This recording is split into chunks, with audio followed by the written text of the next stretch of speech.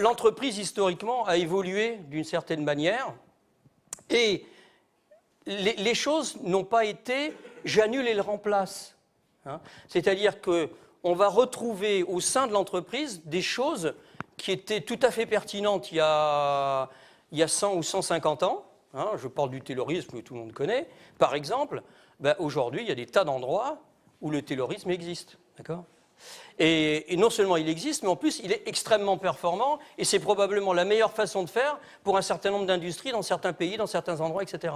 Et c'est un peu ça l'objet de la présentation et l'objet de la démarche que je vais vous présenter aujourd'hui. Alors, juste un petit point quand même qui est important, c'est que cette démarche, ce n'est pas seulement du jus de cervelle, c'est aussi toute l'expérience qu'on a pu avoir au sein du réseau Cineconon. Je ne sais pas si j'ai parlé à tout le monde du réseau Cineconon, mais enfin, bref, du réseau de partenaires, d'entreprises partenaires dans lesquelles on travaille, moi-même et les partenaires qui sont derrière. Il y a tout un tas d'expériences et on s'est rendu compte d'un certain nombre de choses qui nous ont amenés, enfin en tout cas moi qui m'ont amené à construire la synthèse et qui était en fait l'objet du livre que je vais vous présenter aujourd'hui. Évidemment, je ne vais pas vous présenter tout le livre, hein, ce n'est pas en une demi-heure ou 3/4 d'heure que je vais pouvoir vous... Mais en tout cas, je vais vous introduire les grandes idées qui y sont développées. Alors, donc le livre s'appelle « Nouvelle démarche d'organisation et d'informatisation, comprendre pour transformer ». Il y a une chose qui est très importante, et ça, c'est depuis que Cineconon existe, organisation et informatisation, ce sont deux choses qui sont indissociables. Hein. Donc, si on veut organiser sans faire de l'informatique, ce n'est même pas la peine d'y penser. Aujourd'hui, faire l'un sans l'autre, ça n'a pas de sens. On pourra en discuter au moment du cocktail, on ne va pas aborder ce sujet-là, mais ça, c'est clair. Il se trouve que dans Cineconon, on y intègre en plus quelque chose qui est très important, c'est les relations humaines, hein, n'est-ce pas ? Et donc, c'est quelque chose, c'est sur ce trépied que systématiquement nous traitons toutes nos affaires. Nous traitons ces trois thèmes systématiquement depuis le lancement du projet jusqu'à sa mise en œuvre. Voilà, c'est ce qui nous caractérise, mais je ne suis pas là pour ça, c'est simplement pour vous dire, si ça s'appelle comme ça, ce n'est pas par hasard, d'accord ? Ensuite, ça a été donc édité chez Hermès, et j'ai laissé collection dirigée par Nicolas Manson, parce que c'est quelqu'un qui m'a beaucoup aidé au niveau de ce bouquin. Malheureusement, il est décédé il y a 2 mois, donc sinon je pense qu'il aurait été là aujourd'hui. Et vraiment, il nous manque beaucoup parce que c'est vraiment quelqu'un qui était remarquable. Bon, il nous manquera, mais c'est comme ça. C'est la vie. Voilà, je vais démarrer. Donc, comme je vous l'ai dit, en fait, on est parti d'un certain nombre de constats, en fait, pour écrire ce livre. Je suis parti d'un certain nombre de constats. La première chose, c'est que la définition des processus, au départ, c'était vraiment le départ, la définition du processus est extrêmement variée. C'est-à-dire que selon l'entreprise dans laquelle on va chercher à la définir ou extraire des dirigeants de l'entreprise et des gens qui pratiquent ce que c'est que leur processus, eh bien on arrive à des définitions extrêmement variées. Enfin, je ne vous apprends rien, hein, vous êtes un peu tous là-dedans, on le sait, mais le sachant, ça veut dire quoi ? Pourquoi est-ce qu'il y a une telle variété ? Et ensuite, selon le domaine, souvent, la notion de processus aussi est différente selon le domaine où on va. D'accord ? Le domaine qu'on analyse et sur lequel on intervient. Ensuite, on s'est rendu compte, parce que moi, dans mon précédent livre qui était « Urbaniser l'entreprise et son système d'information », en fait, je définissais le processus, a priori, comme un processus de bout en bout, celui que tout le monde connaît et tout le monde utilise, de bout en bout, depuis le client jusqu'à la satisfaction du client. C'était le truc comme ça, etc. Et on s'est rendu compte, dans un certain nombre d'endroits, eh bien, lorsqu'on appliquait comme ça ne marchait pas, c'était pas bon, c'était pas comme ça qu'il fallait le faire. Et donc, je vais vous expliquer ça aussi. Ça fait partie des prémices, en fait, du livre. Troisième chose, on parle beaucoup de granularité, hein, c'est-à-dire à quel niveau on va définir un processus. On fait des grands processus très macro, ce qu'on proposait dans mon précédent livre, ou est-ce qu'il faut aller dans des niveaux plus bas ? Eh bien, on se rend compte que, finalement, cette granularité, elle n'est pas comme ça, écoute, je vais le faire comme ci, je vais le faire comme ça. Non. Selon le contexte, il y a une granularité qui est adaptée au contexte sur lequel on travaille.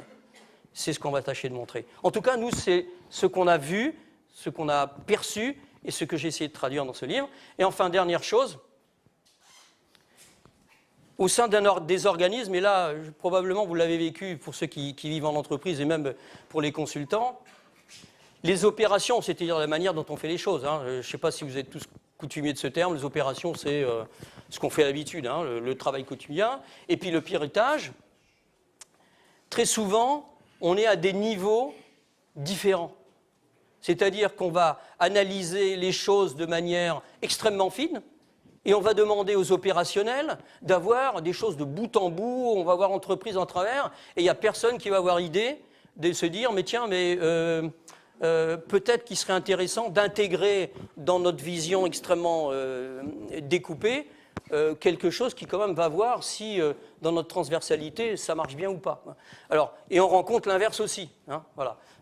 Voilà les constats qu'on a faits, et donc à partir de ça, on va les développer les uns après les autres. Et voilà. Alors, le titre s'appelle « Nouvelle démarche ». Bon. En quoi, évidemment, en quoi c'est nouveau finalement, hein, parce que des démarches, je veux dire, on en sort presque tous les jours, on en entend parler tous les jours. Alors, il y a 4 constats qu'on va développer et que je vais vous présenter. Le premier, vous l'avez senti dans mon premier slide, l'entreprise n'est pas un objet homogène. L'entreprise est diverse. C'est-à-dire que si on va dans une entreprise et qu'on dit « je vais appliquer telle démarche, je vais faire ceci comme ça, et je vais appliquer ça à tout », ça ne marche pas. Ça ne marche pas. Une entreprise, elle est hétérogène par nature. Il est exceptionnel que toute l'entreprise soit gérée de la même façon partout. On la développera, on reviendra dessus. Deuxièmement,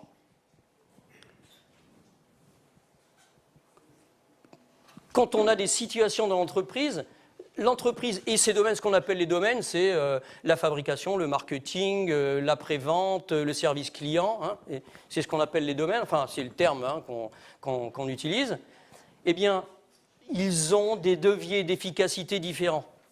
C'est-à-dire que le marketing va avoir un certain nombre de contraintes, en lui disant ben voilà ce qu'on cherche sur notre marché et travailler là-dessus. Et peut-être qu'à la production, on va leur dire, parce qu'on travaille beaucoup en silo, ben dans la production, écoutez, le marketing, on lui a dit ça, à la limite, on ne leur dit même pas, mais nous, ce qu'on veut, attendez, ce qui est important, c'est le prix, hein, n'oubliez pas le prix. Alors qu'au marketing, on dira, attention, c'est les clients qui sont importants. Et les autres, on dit, c'est le prix, il va falloir faire le plus court possible, le plus rapidement possible, etc., etc., etc. C'est ça qu'on cherche à dire. Autrement dit, dans une entreprise, les objectifs qu'on fixe aux différents silos, hein, parce qu'on est quand même organisé en silos, eh ben, sont souvent pas les mêmes. Alors comment on fait? Ça crée des problèmes. C'est ça qu'on va regarder. Troisièmement, lorsqu'on représente, hein, c'est le côté représentation, il y a 1001 façons de représenter, on utilise plein de choses. On en est arrivé finalement à dire qu'on n'a pas besoin de beaucoup de composants de base pour décrire une entreprise. Il en faut 4, on les verra tout à l'heure. 4, et avec 4, ça suffit largement, on n'en a pas besoin de plus. Si on en crée plus, ça devient du détail, on embrouille tout, et ça devient plutôt de la déclinaison que réellement de la présentation. On verra également cet aspect-là, sans le détailler, c'est décrit dans le livre, mais on l'abordera au moins. Et enfin, dernier point, et c'est en cela que l'informatique intervient, eh bien, organisation et informatisation sont extrêmement liées dans leur conception, donc depuis le début, et dans leur mise en œuvre. Autrement dit, quand on a une entreprise qui est organisée d'une certaine façon, ou un petit domaine, ou un petit secteur, ou un petit département qui est organisé d'une certaine façon, eh bien l'informatique qui va être adaptée au travail qu'on y fait, eh bien elle est liée à ça. Elle est pas on ne fait pas n'importe comment, on la fait pas, elle est pas. Il suffit pas de prendre la super technologie, la dernière qui vient de sortir, c'est pas nécessairement celle-là qui est adaptée au travail qui est fait à cet endroit-là. Voilà, donc voilà un petit peu les 4 constats qu'on va développer. Et je vais donc démarrer par le premier constat. Pardon, oui, quand même. Donc il y a juste 2 phases dans notre présentation. Le premier, c'est le livre et ses concepts, donc c'est qu'on va vous présenter. Et puis, très rapidement, on va vous montrer comment, au sein de Sidequadon, on exploite tous ces concepts. Ça va être très court, hein, c'est juste pour vous montrer comment on est capable d'utiliser l'informatique pour aider, assister les processus et les gens qui conçoivent et modifient les processus. C'est ça, c'est pas tant les outils on les utilise, mais ça c'est pas important, c'est comment on les utilise et comment nous on exploite un peu tout ça. Voilà, donc ça ce sont les deux grandes phases. Donc premièrement, l'entreprise n'est pas un objet homogène dont les modes d'organisation et d'information peuvent être uniformes.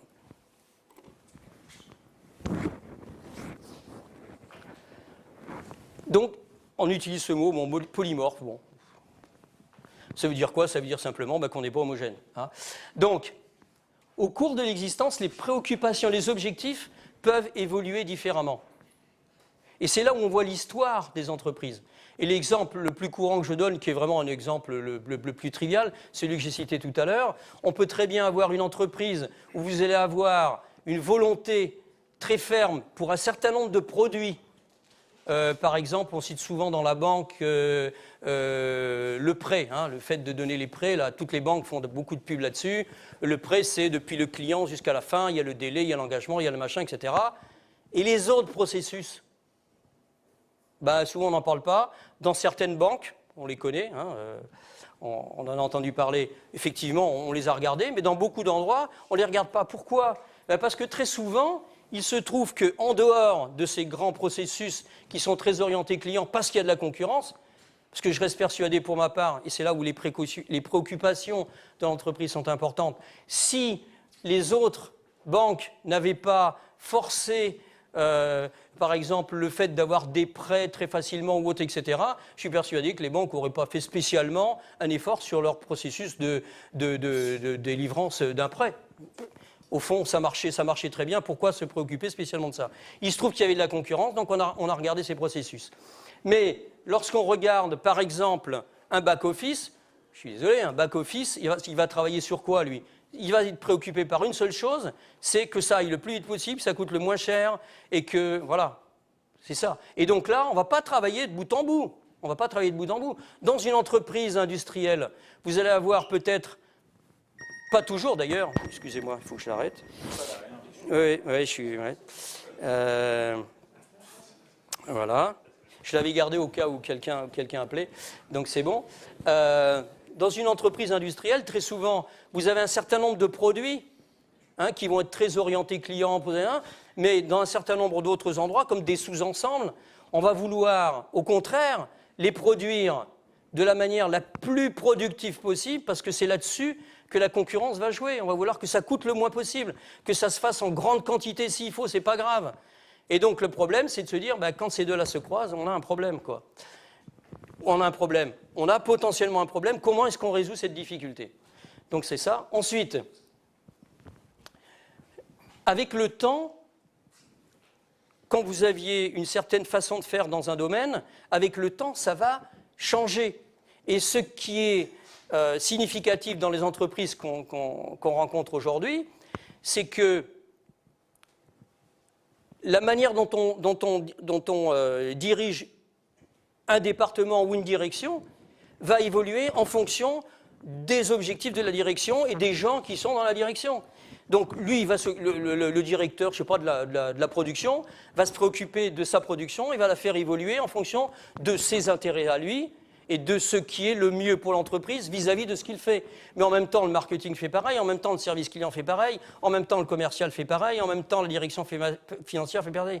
Et donc, on va, comme il n'y a pas a priori, je dis bien qu'a priori, parce que ce qu'on cherche justement, c'est éviter ça, il y a a priori, chacun va évoluer dans un certain sens, et donc plus ça va aller dans le temps, et plus il va y avoir des divergences de manière de faire, de manière de s'organiser. Il n'y a aucune raison qu'ils se coordonnent. Ils n'ont pas les mêmes objectifs et ce n'est pas ça qu'on attend d'eux. Donc tout ça, ça va diverger. Voilà, c'est ça qu'on dit. Ensuite, et là on revient aux démarches qu'on applique, c'est que l'optimum dans chacune de ces directions est évidemment pas le même, puisque leurs objectifs ne sont pas les mêmes, leur façon de travailler, leur façon de gérer leurs moyens ne sont pas les mêmes. Les uns vont travailler par grande série, les autres vont travailler dossier par dossier.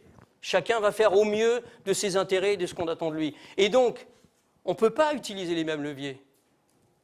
On ne va pas utiliser les mêmes leviers. Donc, si on dit on va utiliser la même démarche, la même façon de faire, on va utiliser partout, je ne sais pas, une démarche de tel ou tel type, je ne veux pas donner de nom pour pas... J'en sais rien, enfin des choses...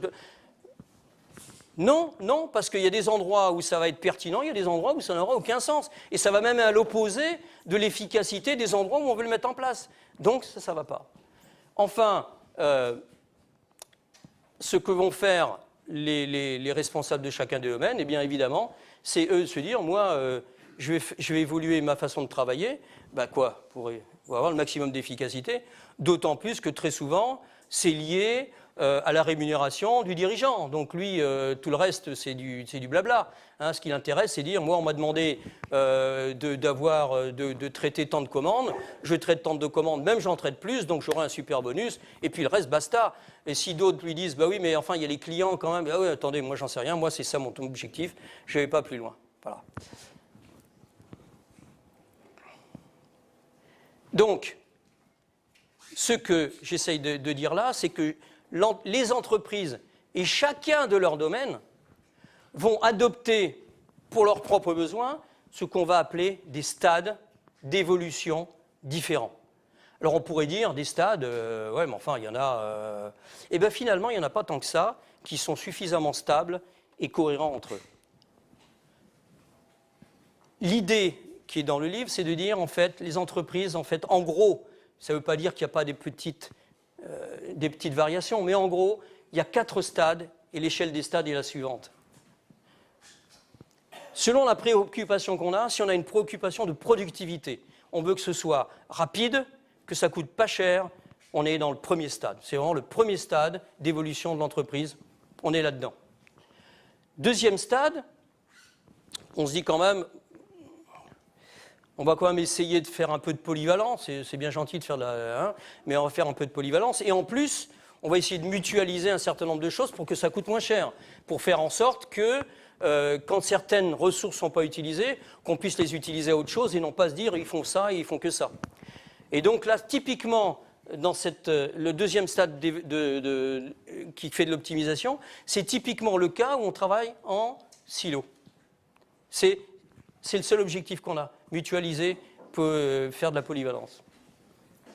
Troisième stade, on se dit, oui, tout ça c'est bien, mais enfin, acquérir des clients, les garder, en général, les acquérir, ça coûte cher, les garder, en principe, ça coûte moins cher et c'est plus rentable. Donc on va essayer de se fidéliser les clients, et là on est typiquement dans le troisième stade, et ce troisième stade, c'est celui où, effectivement, on est orienté client, et on essaye, et on verra que la notion de client n'est pas simplement le client qui vous commande quelque chose, c'est aussi le salarié dans l'entreprise, mais c'est aussi le partenaire qui vous demande des choses, c'est l'administration, etc. C'est ça qu'on appelle le client, c'est la partie prenante. Et enfin, le quatrième stade, dont on ne parlera peut-être pas beaucoup, mais que je développe beaucoup plus dans mon livre, c'est un stade où on va personnaliser nos produits, ce qu'on propose sur le marché, beaucoup plus que ce qu'on fait aujourd'hui. Si vous avez des questions là-dessus, je le ferai, mais ça serait trop long de le détailler. Et donc, chaque stade d'évolution est caractérisé par sa focalisation sur un champ d'organisation. Autrement dit, quand on travaille dans le premier stade et qu'on fait de la productivité, on va se concentrer sur le poste de travail. On va regarder les postes de travail, on va les optimiser, vous connaissez ça, je ne détaille pas. Quand on fait de l'optimisation, en fait, on va être plutôt dans des structures. On va essayer d'optimiser ce qu'il y a dans la structure, à la fois dans les moyens qui y sont et à la fois la manière d'organiser ces moyens. On va travailler d'une manière qui va optimiser ces moyens, et ça, c'est l'objectif, justement, c'est pour ça que les silos ont existé. Dans la fidélisation, évidemment, on va travailler dans son ensemble, c'est-à-dire on va balayer complètement l'ensemble de l'entreprise pour satisfaire nos objectifs. Et enfin, dans la personnalisation, là, en fait, l'idée, c'est qu'on ne va pas pouvoir travailler tout seul parce qu'on va demander des services et des produits très, très divers pour satisfaire les clients. Et donc, on va être obligé de travailler avec des partenaires. Et je dis bien des partenaires, pas des sous-traitants. D'accord ? Voilà. Alors, qu'est-ce qui caractérise les stades ? Ce n'est pas seulement ce que je viens de vous dire, c'est évidemment beaucoup trop simple. Quand on va dans une entreprise, qu'est-ce qui caractérise un stade ?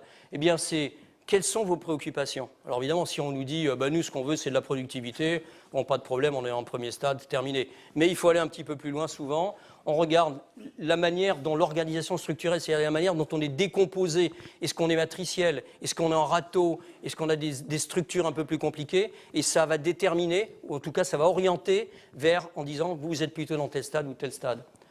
Le portefeuille d'offres, est-ce qu'on n'a que des produits, ou des produits avec des services, ou des produits et des services simultanés, ou des choses beaucoup plus complexes qui en fait vont agréger tout ça? Ça aussi, ça nous donne des idées, etc., etc., etc.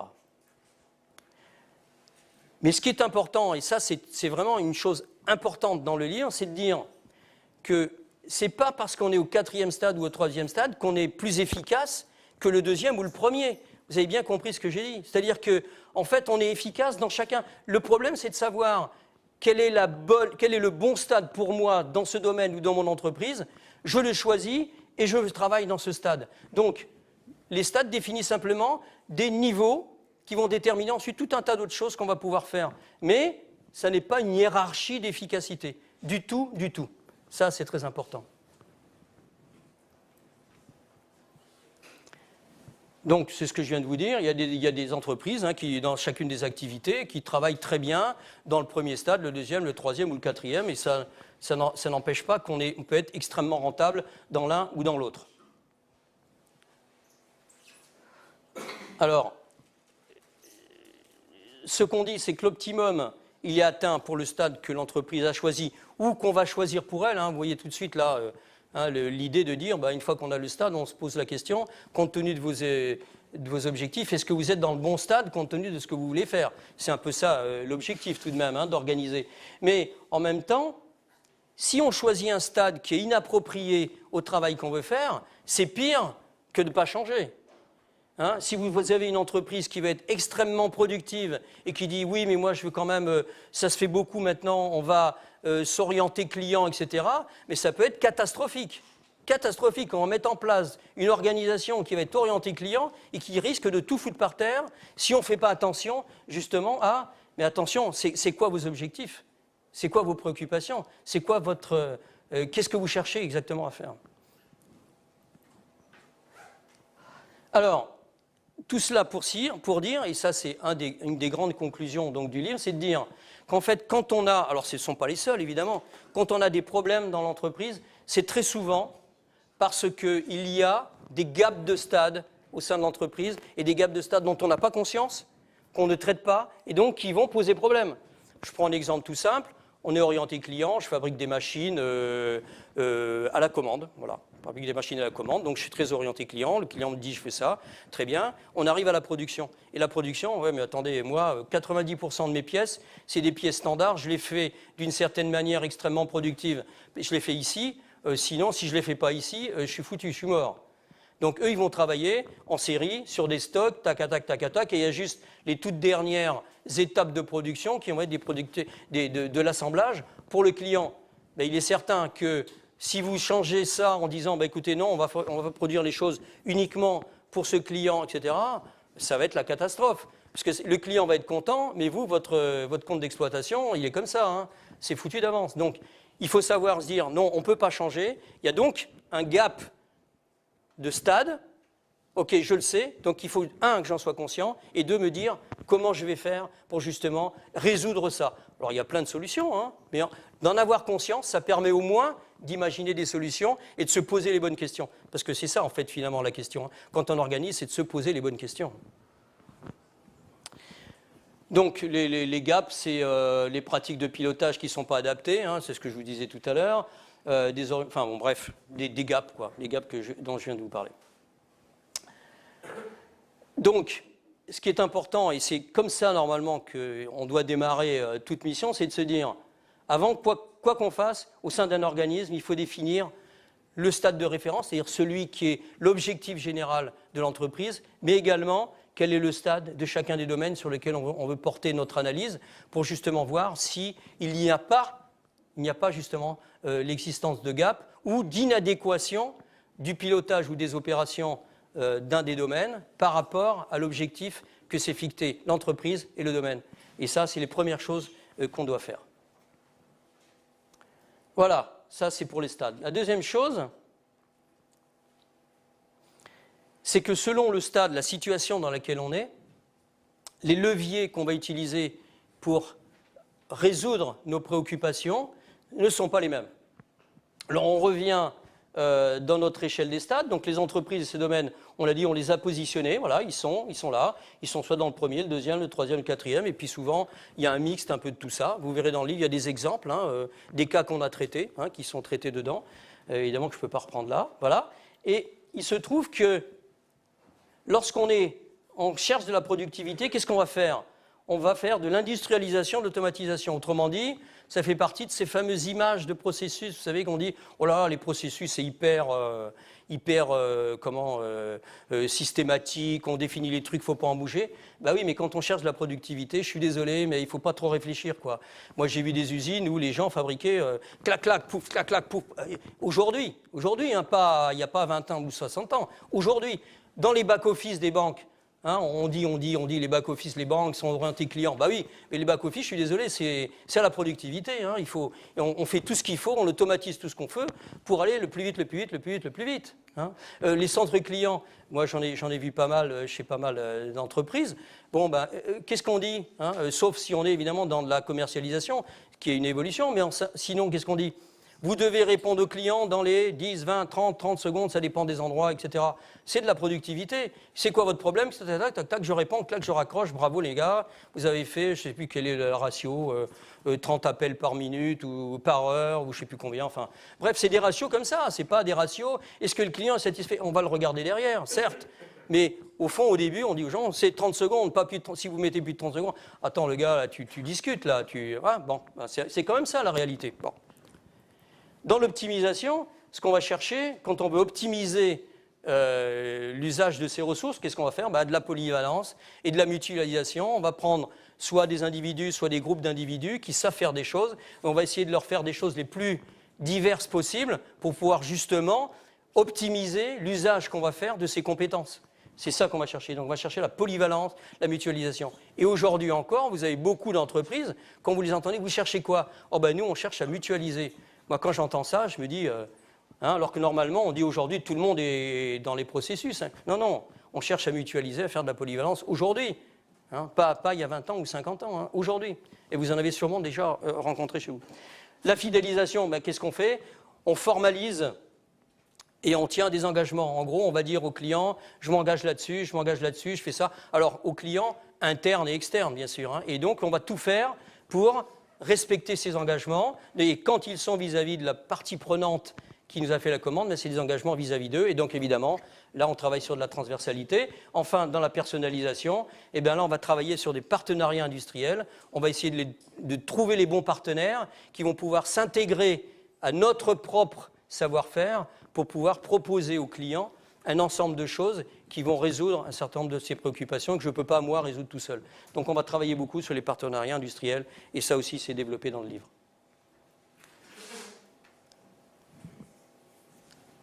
Passer d'un stade au suivant, on le voit bien, c'est qu'il faut transformer beaucoup de choses. C'est-à-dire qu'on ne passe pas d'un stade au suivant en disant, ok, je suis dans la productivité, hop, je vais m'occuper de processus. Quand on change de stade, les opérations sont différentes. Vous avez bien vu que ce n'est pas du tout la même chose. Les pratiques de pilotage sont évidemment différentes. Ou bien je vais regarder ce que fait un poste, ou je vais regarder ce que fait mon silo, ou je vais regarder ce que font mes processus, ou je vais regarder globalement ce que fait mon entreprise et avec mes partenaires. Donc évidemment, les pratiques de pilotage ne sont pas les mêmes. L'affectation des ressources, les interrelations entre les acteurs et les structures sont complètement différentes selon le stade dans lequel on est. Et enfin, les relations avec les partenaires. Dans le 4e stade, ce sont des vrais partenaires. Dans les autres, ce sont essentiellement des sous-traitants, voire même en interne, des relations clients-fournisseurs extrêmement dures, Voilà, parce qu'on leur demande des performances, voilà. Et le fait de ne pas pouvoir passer facilement d'un stade à l'autre, c'est parce que le champ dont on se préoccupe, c'est-à-dire en tant qu'organisateur, le champ sur lequel on va se focaliser n'est pas le même. Lorsqu'on travaille dans l'entreprise, et ça, ce sont des postes de travail de l'entreprise, si on se préoccupe poste par poste, on est dans le premier stade. Ce qu'on va regarder, c'est le poste de travail, pas plus loin. On ne regarde même pas le lien entre eux. Ce n'est pas le problème, on regarde la production. Alors, il y a aussi des lignes de production, mais ce sont des lignes où c'est le temps de cycle qui va en fait guider les gens. Donc, en fait, je veux dire, c'est vraiment... c'est en fait, on regarde chaque poste, on s'assure que ça ne prend pas plus de temps, etc. Donc, c'est pas mieux comme ça, quoi. Si maintenant, on regarde un ensemble de postes pour faire une structure... Qu'est-ce qu'on va regarder? En fait, c'est la structure complète qu'on va regarder. Et donc, le champ n'est plus simplement le poste, mais c'est l'ensemble de ces postes. On va optimiser l'ensemble de ces postes. Donc, évidemment, la manière dont on va piloter et dont on va faire nos opérations, la manière dont on va gérer ces postes-là est évidemment complètement différent que de les prendre séparément. On va essayer d'optimiser. C'est pour ça qu'on est dans le deuxième stade. Si ensuite, on va regarder un processus de bout en bout, les petits ronds, c'est les événements qui déclenchent et qui finissent le processus. Et là, on va regarder l'ensemble de l'entreprise dans transversale. C'est une vraie révolution. Enfin, tout le monde le sait. Enfin, je veux dire, j'invente rien en disant ça. Mais ça veut dire quoi simplement? C'est que passer du silo qui est vertical à une vision d'entreprise transversale horizontale, c'est un vrai changement. On ne peut pas faire ça comme ça. Il ne s'agit pas simplement de dire « Tiens, ça serait bien de le faire, certains le préconisent et probablement c'est une chose de bien ». Ce n'est pas aussi simple que ça. Et enfin, lorsqu'on veut travailler avec les partenaires, etc., sur des projets.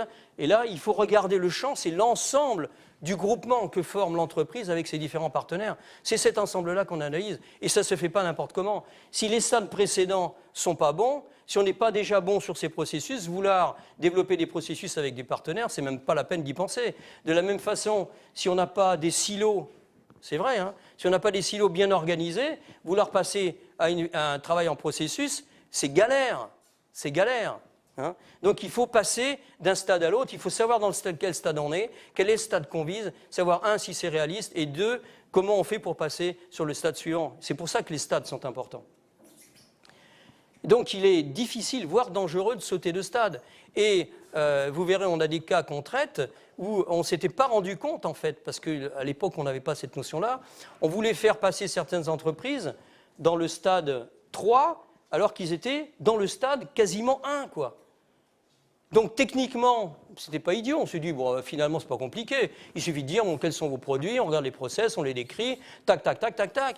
Mais le problème, c'est que le management n'était pas prêt à ça du tout. Dans leur esprit, c'était complètement, ils ne comprenaient rien. Et en plus, ce qui est pire, les individus sur leur poste, là, ils ne comprenaient plus rien du tout, quoi. De quoi on leur parle, quoi. Donc c'est très dangereux. Donc même nous, dans nos missions d'organisation, d'informatisation, etc., si on ne fait pas attention à ça, à tous les coups, on se plante, quoi. Troisième constat. Pour représenter un organisme, une entreprise ou un organisme public, on a besoin d'un nombre restreint de composants génériques. Les composants génériques, pour définir, c'est quoi? On en a besoin de 4. L'événement.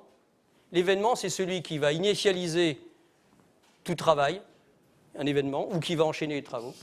Deuxièmement, c'est les acteurs avec ses ressources. Il y a des acteurs qui font des choses dans l'entreprise. Troisièmement, il y a le processus, c'est-à-dire comment on enchaîne ces acteurs pour délivrer un certain résultat qu'on cherche. Et enfin, la tâche, c'est-à-dire ce qu'on fait sur le poste, là, à un instant donné. Et vous remarquerez que la tâche est traitée en dernier. Ce n'est pas innocent. Habituellement, on la traite en premier. On traite d'abord le comment, avant de savoir pourquoi on fait les choses. Or, tout ce qui est avant permet de dire pourquoi on fait les choses. Et deuxième chose qui sont développées dans le livre, ces deux éléments, ces deux composants s'adaptent très bien à de la systémique, à quelque chose d'extrêmement structuré, alors que le processus et la tâche, c'est de l'organique. Et mine de rien, passer de l'un à l'autre, c'est pas si évident que ça. Hein. Et donc le faire, c'est déjà un effort, et on n'applique pas les mêmes règles de passer de l'un à l'autre. C'est dans le livre, je vous passe les détails. Ce qui est important, c'est que selon le stade, il y a toujours ces événements-là, mais ils se déclinent de manière différente dans chacun des stades. Alors on va prendre un exemple, hein, pour que vous compreniez, un exemple que tout le monde connaît, le processus. Eh bien, si on est dans une entreprise qui travaille sur ses postes de travail, ce qu'on pourra appeler le processus, et d'ailleurs dans l'entreprise c'est comme ça, c'est simplement l'opération qu'on fait. Pourquoi? Parce que c'est ça qui nous intéresse. Donc le processus, il démarre, l'ensemble des pièces arrivent sur le poste, le gars fait les trucs, et l'ensemble des pièces sont finies, voilà, c'est ça le processus. dans ce cas-là, le processus, ce n'est pas autre chose que ça. Et quand vous allez dans l'entreprise, quand on vous demandez c'est quoi vos processus, c'est ça qu'ils vous décrivent dans les entreprises qui travaillent comme ça. Si on est dans des silos, hein, qu'est-ce qu'on a dans le deuxième stade? En fait, ça va être la procédure. On va dire, c'est quoi vos processus? Vous avez tous fait, enfin pour les consultants ou les gens dans l'entreprise, on dit, c'est quoi vos processus? Les gens vous parlent de procédures, ou éventuellement de processus, mais qui sont bornés au silo. Hein, je reçois une demande d'achat, et moi, direction des achats, je dis OK pour l'achat. Ce que, évidemment, on oublie dans ce cas-là, c'est que l'achat, si on le fait, ce n'est pas par hasard, c'est qu'il y avait des choses avant. Mais dans ce cas-là, on s'en fout, ce n'est pas ça le problème. On va uniquement se préoccuper de ça. Dans le troisième cas, et c'est toujours le processus, élément déclencheur, hein, à la frontière du silo, des gens qui vont faire, et puis ça va se terminer à la frontière du silo. Donc on a toujours les mêmes composants, simplement leurs déclinaisons ne sont pas les mêmes. Dans le processus de bout en bout, vous le connaissez, hein, on est à la limite aux frontières de l'entreprise, on a un événement, tac, tac, tac, on fait plein de choses, on sort de l'entreprise, on donne au client son résultat et il est content. C'est le processus, le fameux processus de bout en bout dont tout le monde parle. Et quand on a, évidemment, quand on travaille avec des partenaires, évidemment, c'est ce qu'on appelle les processus étendus, c'est-à-dire des processus qui intègrent l'ensemble des partenaires. Et je dis bien des partenaires, pas des sous-traitants. Parce que si cette tâche-là, vous la sous-traitez, on s'en fout, elle est toujours dans le process. Hein. Elle est toujours sous votre responsabilité. Alors qu'avec les partenaires, le partenaire partage les responsabilités avec vous. C'est complètement différent, ça n'a plus rien à voir. Et donc, ce qu'on voit, c'est qu'au fur et à mesure qu'on remonte l'échelle des stades, les différentes déclinaisons, en fait, ne sont pas autre chose que des assemblages de la déclinaison précédente. Un silo, ce n'est pas autre chose que l'assemblage d'un certain nombre de postes de travail qui existaient, mais on les a rassemblés, on a voulu les optimiser. Quand on veut faire du processus, en fait, on prend les petits bouts de procédures qui existaient, on les assemble, et ça fait effectivement un processus. Je me souviens d'une opération qu'on avait fait dans une mutuelle, où lorsqu'on avait été les voir, ils nous avaient dit, nous, des processus, où on en a, je ne sais plus combien il y en avait, 2600, je crois, quelque chose comme ça. En fait, c'était des procédures. On leur a dit, et ils avaient l'intention, justement, de développer une orientation client. Donc, on a regardé à travers tous leurs produits, etc., des processus dessinés comme ça, qui traversaient complètement l'entreprise. Mais en fait, on n'a pas redéfini les procédures. On n'a simplement fait que de dire on utilise telle procédure, puis telle autre, pour l'enchaîner, pour répondre aux clients. Ça veut dire quoi, ça? Ça veut dire que la notion d'acteur est tout autant déclinable que la notion de processus. Ici, l'acteur, c'est l'acteur qui est dédié sur son poste de travail. Ici, l'acteur, ça peut être un ensemble de compétences qu'on met pour traiter un dossier, pour faire cela. Ici, l'acteur, ça peut être comment on appelle ça, un domaine dans l'entreprise où on dit ici on va enchaîner, là on va faire intervenir tel groupe de compétences, ici on va tel groupe de compétences, etc. On ne va pas descendre dans le détail. Et je me souviens de quelque chose qu'on avait fait à une époque pour le ministère des Finances au moment où il a décidé d'être comment on appelle ça il devait travailler pour tous les ministères, quoi. Hein, vous avez tous entendu parler de ça. Et donc, en fait, il y avait quelqu'un qu'on connaissait là, et donc on voulait travailler avec eux. Eh bien, dans ce cas-là, on a regardé ce qu'on appelait, chaque fois qu'il y avait une demande d'un particulier ou d'une entreprise, on a défini le processus à un niveau comme ça, et les acteurs, c'était quoi? C'était les administrations. Notre objectif, ce n'était pas de modifier la manière dont l'administration faisait ceci ou cela, mais la manière dont on enchaînait les contributions des administrations qui devenaient des acteurs, alors que dans l'administration, eux, leur processus, y rentraient, y sortaient, et leurs acteurs, c'était des gens de l'administration, etc. Vous voyez, hein, voilà, c'est un peu ça le modèle, quoi. Et donc on a regardé ça comme ça, et donc on a défini avec eux des choses qui disaient, en fait, il y a tel ministère qui fait ça, tel ministère qui fait ça. Donc la notion d'acteur, à ce niveau-là, on n'a pas eu besoin d'aller regarder la manière dont on faisait. Ça veut dire aussi qu'évidemment, une fois qu'on a fait ça, on regarde ensuite les interfaces entre les acteurs, c'est ce qu'on a dit, hein, parce qu'il y a, évidemment, les stades ne sont pas nécessairement tout à fait les mêmes, et on essaye de les aligner, mais on ne va pas regarder dans le détail, quoi. Donc, c'est pour dire, les 4 composants se déclinent selon le stade dans lequel on est.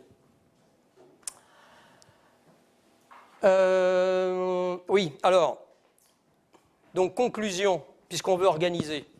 La question, c'est de se dire, comme je ne suis pas dans le même stade, quel serait l'idéal? Parce que finalement, qu'est-ce que c'est qu'une organisation qui fonctionne bien? Mais une organisation qui fonctionne bien, c'est, celle-là, elle fonctionne bien toute seule, hein, c'est aucun problème. Hein. Vous avez le champ sur lequel on travaille, c'est les postes de travail, ils sont chacun leur stade. Ça marche très bien et ça fonctionne parfaitement bien. Alors ça ne remplit pas tous les objectifs qu'on veut, mais en tout cas, ça fonctionne bien. Quand on veut travailler dans des silos, eh bien, pour que ça fonctionne bien, il faut que tous les postes de travail du silo, donc de la direction, soient dans le même stade. Quand ils ne sont pas tous dans le même stade, on a un problème. D'accord? Donc si on identifie que tous les postes de travail ne sont pas dans le même stade, on a un problème. Quand on a un processus, l'idéal, c'est que tous les contributeurs à ce processus soient dans le même stade. S'ils ne sont pas dans le même stade, dans le cas que je vous avais dit de la production, là, on a un problème. Quand je dis on a un problème, ça ne veut pas dire que c'est une anomalie, ça veut dire simplement, attention, là, vous risquez d'avoir des problèmes. Et si vous ne regardez pas l'interface, le passage d'un stade à l'autre, dans ce processus de telle entité à telle entité, si vous ne faites pas ce qu'il faut pour qu'effectivement on corrige le gap de stade, eh bien, à tous les coups, vous allez avoir des problèmes. À tous les coups. Et je veux vous garantir, regardez éventuellement dans les entreprises sur lesquelles vous êtes intervenus, quand il y a des problèmes, alors je ne dis pas que ce sont les seuls, hein, mais quand il y en a, à tous les coups, il y a des problèmes. À tous les coups. Donc c'est une manière de... Et évidemment, quand on est en groupement, c'est regarder le stade de groupement. Il faut que l'ensemble des partenaires fonctionnent bien. C'est certain que si vous avez un groupement qui va, par exemple, délivrer, dire « moi, je me préoccupe de tout ce qui est mobile chez vous ». Je vous commande vos mobiles, je m'occupe de vos réseaux, je m'occupe de vos PC, je m'occupe de tout ça, vous occupez de rien. La maintenance, tout, je m'occupe de tout. Bon, donc on a plein de partenaires, parce qu'on ne peut pas, une entreprise n'a pas toutes les compétences pour ça. Il est certain que si vous avez un seul partenaire qui n'a pas cette orientation client et que vous faites travailler avec vous, à tous les coups, vous savez ce qu'il c'est, hein, c'est celui-là sur lequel tout va tomber. Les clients ne vont pas être contents à cause de lui. Hein. Donc il faut avoir un stade homogène. Ça signifie tout simplement que quand ce n'est pas le cas, l'ensemble doit être organisé pour éviter les pertes d'efficacité. Et les organisateurs sont là pour ça, à dire il y a une différence, elle s'explique ou pas, donc ça c'est le premier stade, et si vraiment elles sont normales, on ne peut pas faire autrement, et c'est là où est l'optimum de la fonction qu'on va implémenter, eh bien alors comment est-ce qu'il faut organiser cette interface et non pas laisser les choses se faire comme des fois on entend, il faut laisser la responsabilité aux gens, ils sont suffisamment intelligents pour faire. Je ne dis pas qu'il ne faut pas laisser de la liberté, mais il faut quand même donner un certain nombre de guides à l'ensemble des acteurs pour leur dire quand même, attention, là, il faut faire attention à ceci, cela, cela, cela. Voilà. C'est ça l'idée de l'organisateur, en tout cas, que j'essaye de développer. Dernier stade, on passe à l'informatique. Entre parenthèses, dans le titre du livre, il y a une nouvelle démarche d'organisation et d'informatisation. Et la plupart des gens dont j'en parle me disent « Ah bon, c'est un livre d'informatique ». Ça n'a rien à voir, hein. C'est pas du tout un bouquin d'informatique, vous avez bien compris. Mais il n'empêche, organiser sans s'occuper de l'informatique, c'est complètement idiot, ça n'a plus de sens aujourd'hui. Pour une raison simple, que je cite de manière très simple. Hein. Quand sur un poste de travail, vous décidez d'avoir un programme informatique qui va aider la personne qui est sur son poste de travail à faire certaines choses, il est certain que si vous avez décidé qu'il aura un certain nombre d'aides de l'informatique, votre organisation est différente que s'il n'y en a pas. Donc, si vous organisez sans prévoir l'outil informatique, et si l'outil informatique ne vient pas au moment où vous mettez en place le processus, fatalement, il va y avoir un problème. Hein, et on a des organisations qui sont obligées de s'adapter parce que l'outil ne vient pas avant. Hein, donc, on a un vrai problème. Donc, il faut que les deux arrivent en même temps. Hein, voilà. Ça a l'air évident, mais vous avez tous des expériences qui montrent que ça ne marche pas comme ça. Donc, l'informatique, vous connaissez, elle est assez récente, hein, alors que les autres ressources humaines et machines ont toute une antériorité, un passé, une vie dans l'entreprise. L'informatique, elle est assez récente. Son problème, c'est qu'elle s'enrichit de manière extrêmement rapide et on a du mal à suivre. Hein. De stade en stade, elle intègre des travaux et des interactions de plus en plus nombreux au sein de l'entreprise et des activités. Autrement dit, au fur et à mesure que le champ dont on se préoccupe est vaste, l'informatique va se développer, va rentrer un petit peu partout et donc elle va complexifier encore les choses. Aujourd'hui, elle est pratiquement partout. Il n'y a pas si longtemps, ce n'était pas encore tout à fait vrai. Aujourd'hui, elle est partout. Et donc, elle est incontournable. Et donc, si on n'en tient pas compte, hein, je prends les exemples ne serait-ce que de re-engineering de processus dont on a parlé il y a déjà pas mal de temps. Moi, je me souviens qu'à l'époque, c'était ouais, c'est génial, etc. Le problème, c'est que ceux qui avaient fait ça sans se préoccuper de l'informatique, ils ont plongé derrière. Hein. C'était évident. Donc, la nature des services que doit rendre l'informatique dépend du stade. Voilà une idée. Autrement dit, lorsqu'on a travail dans ce mode-là sur des postes de travail, l'informatique va fournir des services sur le poste. J'ai besoin de faire un test, j'ai un programme qui va me faire le test. J'ai besoin de saisir un bordereau, j'ai un programme qui va me saisir le bordereau. Point, basta, c'est tout. Je n'ai pas besoin de savoir ce qu'on en fait derrière. C'est un autre problème, ce n'est pas le mien. Si je travaille dans des silos, en général, et bon, on l'a tous vu, ce sont en général des applications verticales, orientées métier, offres. Pourquoi ? Parce qu'on va chercher là à concentrer, à mutualiser un certain nombre de choses. Donc, le programme lui-même qu'on a développé, l'ensemble de ces services vont également se mutualiser pour faire en sorte que, justement, on facilite cette polyvalence et cette mutualisation qu'on développe dans le troisième stade. On va chercher plutôt à coordonner les choses qui se passent le long. Et d'ailleurs, c'est là où on va utiliser les workflows, les machins comme ça, quoi. Hein ? Et enfin, lorsqu'on est dans le quatrième stade avec des partenaires, ben là, il va falloir que les services soient partageables avec les partenaires. Problème de sécurité, hein, problème de transmission, problème de oui, mais ça, je ne veux pas donner mon fichier client. Enfin, il y a tout un tas de problèmes comme ça. Aujourd'hui, ce n'est pas tout à fait bien réglé, quoi. Hein. Mais de la même façon, ça aussi, c'est une idée qu'on a rencontrée. Les interfaces homme-machine doivent être adaptées à chaque stade. Dans le premier stade, où le service est spécifique à chaque poste de travail, il suffit d'avoir des écrans fixes. On n'a pas besoin d'avoir des choses très compliquées. Et d'ailleurs, je me souviens, dans un certain nombre d'endroits, quand on a voulu rentrer avec des écrans, des fenêtres et des machins, les gens ont dit « ça va pas la tête. Moi, j'ai mon truc, là, je rentre mon code, clac, clac, clac, clac, clac. » Et ça date d'il y a 3 mois, ça. Donc, quand on est dans le premier stade spécifique, productivité, cherchez pas à faire des IHM, hyper machin, menu déroulant, etc. Les gens vont dire, vous perdez votre temps, mais puis moi, machin, ça me va pas. À la limite, j'ai un machin, je tape dessus, c'est bon, quoi. Par contre, quand on est dans un deuxième stade rassemblé par métier offre, ben là, c'est classique, quoi. On a ce qu'on appelle des menus, c'est-à-dire que dans un métier, ben voilà, d'habitude, ben on fait ça, on fait ça, on fait ça. Donc on a le menu, on choisit ce qu'on veut faire, on rentre dedans et puis on développe, quoi. C'est comme ça. Et l'interface, c'est un menu. Quand on est dans le troisième stade, là, c'est plus compliqué. Parce qu'en fait, on va utiliser des choses qui ont été conçues pour des métiers différents. Donc là, on est obligé d'avoir des fenêtres à choix multiples. Qu'est-ce que je vais enchaîner à tel moment? Qu'est-ce que je vais utiliser? Ce n'est pas toujours les mêmes choses, les processus ne sont pas constants.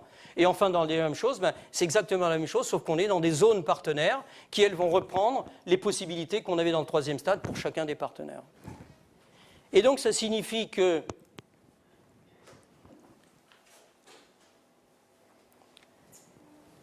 l'IHM, lui, on va l'adapter au stade dans lequel on est, mais ce qui est très important, et c'est plus développé dans le livre que là, je vous donne juste ça, c'est que les programmes informatiques qui sont dans l'entreprise, les règles qui sont dedans, les règles sont génériques. Il n'y a pas de raison qu'elles changent. Que je gère un stock parce que je suis sur un poste de travail où j'ai juste à gérer un petit stock, que je gère mon stock parce que je suis... parce que ma fonction, c'est une fonction de logistique juste de livraison, hein, où je suis obligé de gérer le stock, mais en faisant le lien sur un certain nombre de choses, ou que je fasse carrément de la logistique dans l'entreprise, à un moment, la pièce, c'est toujours la même, le stock, c'est toujours le même, donc ces informations sont génériques. On va les enrichir au fur et à mesure, mais elles sont génériques. Alors, pourquoi je dis ça? C'est que, en principe, et c'est ça qu'on développe dans le livre, c'est de dire, en fait, il n'y a que l'IHM qui doit s'adapter au stade d'évolution. On doit pouvoir, à tout moment, utiliser le patrimoine de l'entreprise sans avoir à le modifier à chaque fois.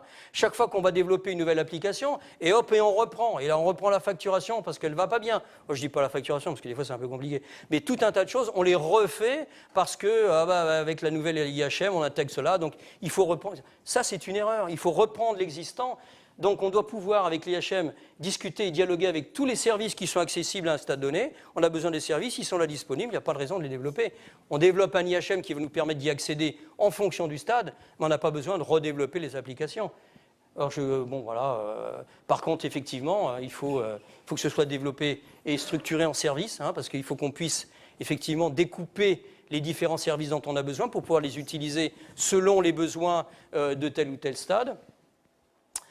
Normalement, ces services, on a besoin de les développer que s'il y a une obsolescence, à la fois applicative ou parfois technique. Souvent, comme je l'ai dit, les IHM sont parfaitement adaptés. Vous développez quelque chose, par exemple, vous développez une logistique, ça ne veut pas dire que le gars qui est sur son poste de travail et qui gère son petit stock là, il n'a peut-être pas besoin, lui, d'avoir autant de sophistication que le logisticien qui s'occupe de tous les stocks. C'est ça qu'on essaye de dire. Et enfin, ce qui arrive souvent, on dit ouais, maintenant on a un super machin, fenêtre, truc, il y a un truc qui vient de sortir extra et on va l'appliquer à tout. Donc ça c'est contre-performant. Et en plus c'est contre-performant d'abord pour les informaticiens parce que ça complique les choses, mais en plus pour les utilisateurs, ça va les modifier dans leur façon de faire. C'est parfaitement inutile. J'entends pour ceux qui travaillaient en dehors de ce qu'on vient de développer, c'est ça que je veux dire. Et donc ce qui est intéressant, c'est qu'une telle approche, ça valorise le patrimoine applicatif. Et juste à titre d'anecdote, c'est strictement ce qu'on applique au sein de Sine Qua Non, ce qui nous permet, en nous appuyant uniquement sur l'existant, de pouvoir avoir des temps de mise à disposition d'applications, de services, etc., qui sont 5 à 10 fois inférieurs à ce qui se fait et qui se pratique. Je suis désolé pour les grands cabinets s'il y en a, et je sais qu'il y en a, par rapport à ce qu'eux proposent. D'accord ? C'est pour ça qu'on est capable d'être rapide et d'avoir des délais, etc. En conclusion, la connaissance du stade n'est pas un préalable à toute organisation et informatisation. Si on ne connaît pas le stade, on peut faire comme on fait aujourd'hui, mais on rate beaucoup de choses et on pourrait accélérer énormément les choses pour mettre en évidence les points sur lesquels il faut réfléchir. C'est lui qui détermine le bon niveau de représentation, savoir est-ce qu'on est très détaillé, est-ce qu'on est très, à quel niveau sont nos acteurs, à quel niveau sont nos événements, etc. C'est lui qui permet d'identifier les gaps de positionnement sur l'échelle. On voit les positionnements, on sait où ils se trouvent. Donc il oriente les organisateurs et en même temps, il oriente les informaticiens en leur disant à ce niveau-là, voilà le type d'IHM qu'il faut, voilà la manière dont il faut gérer la relation. Même si les utilisateurs, dans certains cas, n'ont pas ces demandes, il faut le faire comme ça parce qu'on sait que quelque part, on aura besoin de fonctionner comme ça. Donc juste pour dire, en fait, la nouvelle démarche, quand je l'ai écrit, en fait, dans mon idée, c'était pour les managers, pour leur dire, attention messieurs, quand vous êtes dans une entreprise, tabada, pensez à vos préoccupations, sachez que votre pilotage au niveau le plus haut doit être compatible avec le pilotage et la manière de travailler en dessous, parce que si vous voulez absolument travailler par les processus, mais vous avez un tableau de bord qui est uniquement compris d'indicateurs d'activité, je suis désolé, mais vous n'allez rien mesurer, ça servira strictement à rien, et en plus ça va démotiver vos troupes sur lesquelles vous avez demandé d'optimiser leur processus. Les responsables informatiques, on voit bien, c'est pour adapter systématiquement à tout moment les développements qu'on veut faire par rapport au stade dans lequel on est. Aux enseignants et étudiants, et là je pense que c'est vraiment utile, pour donner aux ingénieurs une conscience de ce que c'est que l'organisation. Alors bon, je ne dis pas, peut-être que c'est peut-être un peu trop décapant tout ce que je viens de vous dire, mais n'empêche que ça donnerait à un certain nombre d'ingénieurs, je pense, qui sortent d'école, des notions de management qui peuvent leur être utiles. Et enfin, ça permet d'améliorer le pilotage des organismes, aussi bien publics que privés. Voilà, donc, voilà. Donc cette démarche au sein de Sine Qua Non, elle nous permet quoi? C'est qu'on prend des engagements vis-à-vis des clients et systématiquement on se réfère à leurs objectifs métiers. Je dis ça, c'est-à-dire que même quand on se termine finalement par développer une application ou autre, c'est toujours en se disant quel est l'objectif métier et pourquoi on le développe. C'est pas je vais développer une belle application avec une belle interface et un bel IHM. On s'en fout complètement. Si l'objectif c'est de faire un petit tableur Excel qui permet de résoudre le problème à un endroit, on fera ça. Et si c'est suffisant, c'est suffisant. Vous voyez, l'idée, c'est de dire, c'est avant tout l'objectif de l'entreprise. Vous voyez, c'est dans la lignée de tout ce qu'on va dire. Les mêmes processus Les mêmes processus font référence à l'organisation et l'informatique. Les développements informatiques, ce que j'ai dit tout à l'heure, on exploite systématiquement le patrimoine existant, donc on applique ce que je viens de vous dire. Les nouveaux interfaces homme-machine sont adaptés au stade de référence des futurs utilisateurs, donc selon le stade dans lequel seront les futurs utilisateurs de ce qu'on va développer, eh bien, les IHM ne sont pas les mêmes. Et enfin, le reste de l'environnement n'est pas touché. Ça n'impacte absolument pas la manière dont le reste de l'entreprise fonctionne. Ça a l'air de rien, mais c'est quand même très important. Et en tout cas, ça soulage les organisateurs de tout un tas de problèmes qu'on a quand on ne fait pas ça. Alors, juste pour... Ah oui, quand même. Juste pour vous montrer comment on utilise nos outils, mais ce n'est pas les outils qu'on veut démontrer, c'est la manière dont on veut... quand on utilise nos outils pour servir l'entreprise. On va voir une première démonstration